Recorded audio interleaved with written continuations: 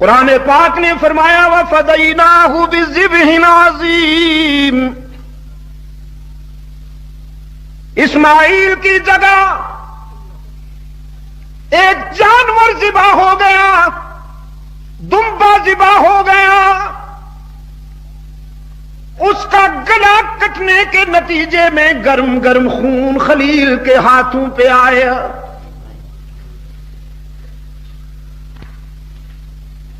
دل میں راحت و مسرت کی لہریں اٹھیں، یہ سمجھ کر کہ میرے بچے کا گلا کٹ گیا ہے، اس کی مرضی پر جو میں چاہتا تھا وہ ہو گیا۔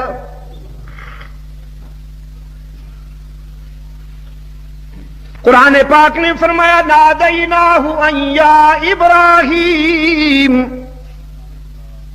ہاتھوں پہ خون آیا، اوپر سے فون آیا، پکارا رب العالمین نے قد صدقت الرؤیا،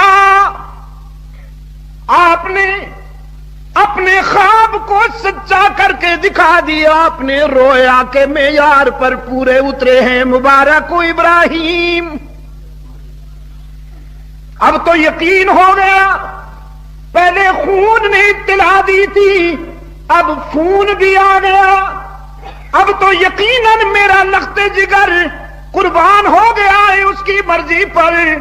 لیکن آنکھوں سے پٹی اتاری تو دیکھا دمبا تڑپ رہا ہے اور اسماعیل سامنے کھڑا مسکرا رہا ہے۔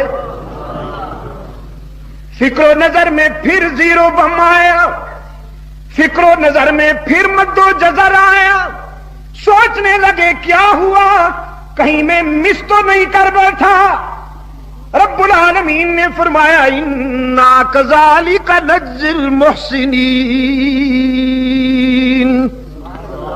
مسنگ نہیں ہوئی، غلط فہمی نہیں ہوئی، ٹھوکر نہیں کھائی، آپ جو کر سکتے تھے کر دیا، آپ کا کام تھا خنجر چلانا سو چلا دیا، اسماعیل کا کام تھا گردن جھکانا سو جھکا دی، اب گلا کٹنے دوں یا نہ کٹنے دوں یہ آپ کے اختیار میں بھی نہیں اور معصوم اسماعیل کے اختیار میں بھی نہیں۔